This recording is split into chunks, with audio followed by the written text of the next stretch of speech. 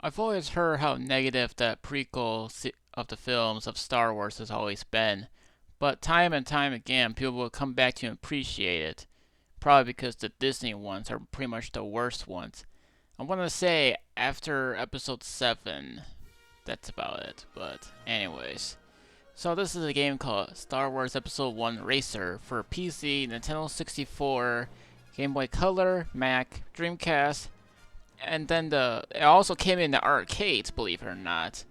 I don't know why no one ever says this was in the arcade machines, but in my experience, I went to a local Chuck E. Cheese years ago, and I actually saw a arcade cabinet of this game with the actual race thing.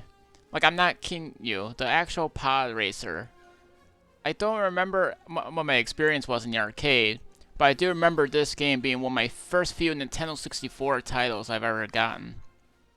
I didn't have many Nintendo 64 games growing up, but as of now, I've collected over 60 titles for Nintendo 64. The game was made by LucasArts, and there was supposed to be a PS1 version of this game, but it ended up being cancelled.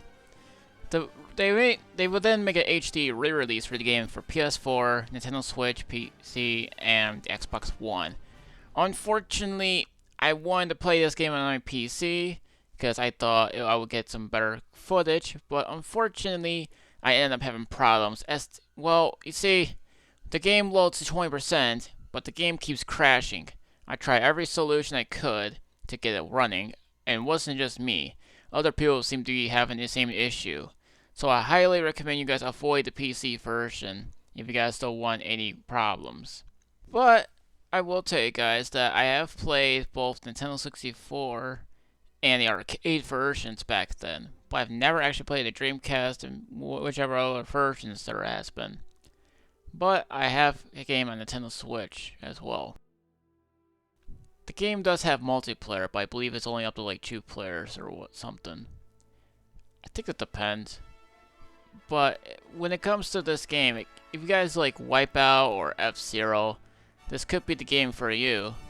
It may be in somewhat of an easy side at first, but some of these tracks can also be outright difficult. You also gotta make sure you guys don't overheat your vehicle, just like in regular F-Zero and Wipeout games. Because if you do that, it'll blow up your vehicle. And you also gotta be careful too. The more damage your vehicle takes, the more likely it'll explode. But it doesn't permanently eliminate you from the race at all. But you can also call out mid-race with your drone to fix your pod racer. So that is a good sign that there is a thing. Unlike F-Zero, you can actually buy upgrade parts for your vehicle. That's right, this game lets you upgrade your vehicle during the tournament mode, which means you can actually upgrade them to go faster or increase your turning and anything else you like to, use for this game. But it does come down to one thing. You will need in-game money. No, it doesn't force you to buy your own real money, so don't go there. And no, it does not have an HD version either. I will tell you this, the only way to get money is by winning races. If you go first place, you'll actually get more money. The more money you get, the more parts you'll need for your vehicle. You could also buy droids for them to fix your stuff, which is actually a good thing, because you will be needing them in some cases.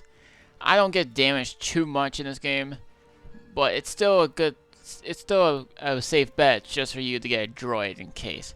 If you press a button that will call out the droids that fix your vehicle, they'll actually do it. But make sure you know for a fact you'll be needing it fixed before you do anything else in this thing. You could also create some turns and twist your vehicle. Like, you can go sideways and go to different gaps. But be careful, because sometimes that's a risky play that I think I've seen. When it comes to this game, there's a few different tournament modes, but again, you'll probably get there in no time because of how fast some of these maps are. And sometimes they could be long. Like, for instance, this winter map that I'm playing. This has 3 laps. And you think for a minute that they'd be probably giving me like maybe 2 laps because of how long. But this took me 5 minutes to complete it. I'm not making this up. Some of these maps are long, some of these maps are short, some of them are easy, some of them are tricky. You just gotta watch out for oncoming obstacles and you guys should be fine playing. You can use the Nintendo 64 game to use the expansion pack for higher resolution, which is actually a nice thing. I didn't have too many games that would use high res, and the only way I gotten a high resolution stuff is by getting Donkey Kong 64, which actually came in bundled with the expansion pack. That's right, I was able to get the expansion pack very early in my time with Nintendo 64, and I think that's actually a good thing.